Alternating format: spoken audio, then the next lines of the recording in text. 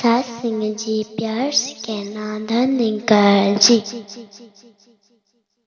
सास सिंह जी दासिये कहानी के माध्यम से आप सभी को की आशीर्वाद प्राप्त करेगी।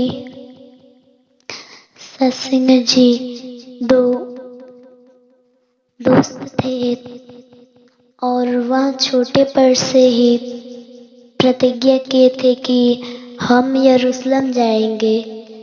सत्संग जी तो जब बड़े हुए तो दोनों का नाम भी था, एक का नाम एलिसा और एक का नाम एफिम था। सत्संग जी तो एलिसा ने कहा कि अरे दोस्त, हम छोटे थे तो हमने ज्यादा दिन से प्रतिज्ञा की थी कि हम लोग यरूशलेम जाएंगे, चलो हम चलते हैं यरूशलेम आज।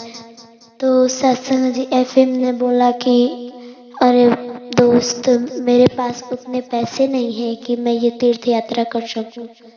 तो एलिसा, दोस्त, तीर्थ यात्रा करने से आत्मा पवित्र होती है। सत्संग जी दोनों चल पड़े। रास्ते में कुछ खाना भी खाने के लिए थे तो और चलते चलते रास्ते में एक घर दिखाई पड़ा जो एक झोपड़ी था। तो जब वह इसके अंदर गए तो 3 लोग थे, एक बेटा, एक बाप और एक बूढ़ी माँ। सत्संग जी तो वो तीनों भूखे मर रहे थे।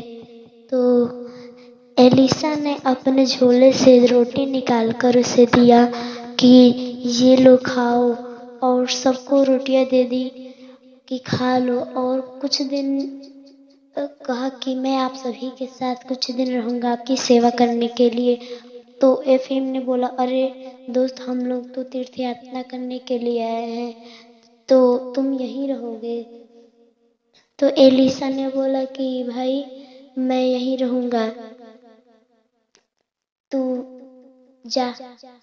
और सत्संग जी कुछ 2-3 दिन बाद वह अपने शरीर से ठीक हो गए, कुछ खाना मिलने लगा। तो सत्संग जी उसके बाद से वह उस व्यक्ति को बहुत ही अच्छा मानने लगे।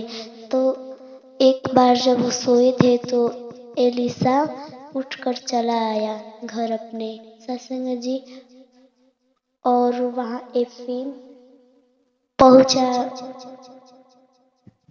यरूशलेम। तो जब वहां गया अंदर तो देखा कि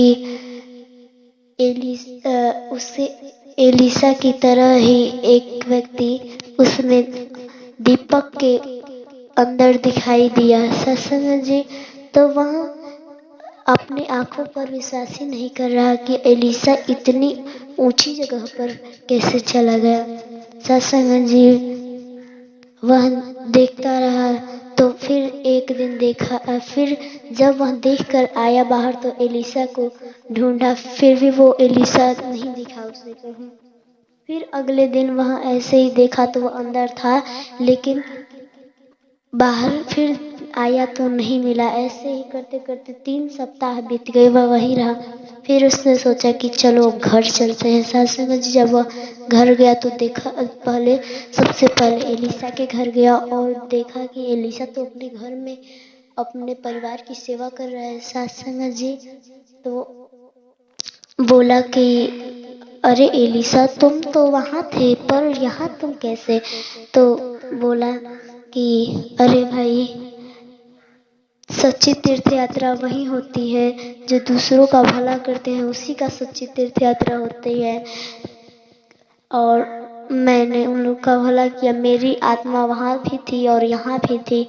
सत्संग जी और तो एफएम यह सब देखकर बहुत चकित रह गया। सत्संग जी प्रेम से कहना जी धन्यवाद जी।